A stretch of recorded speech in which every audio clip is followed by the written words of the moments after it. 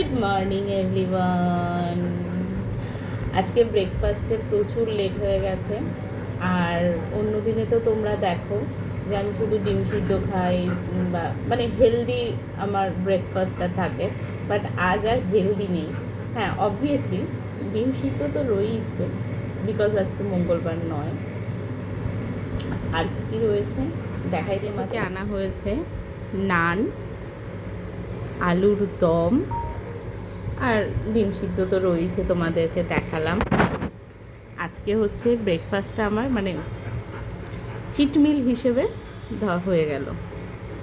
একটা দিন খাওয়াই যেতে পারে বলো, আমি তো রেগুলারই হেলদি ব্রেকফাস্ট করি, একদিন খাওয়া যেতেই পারে, তাই না? চলো ব্রেকফাস্টটা করে নি।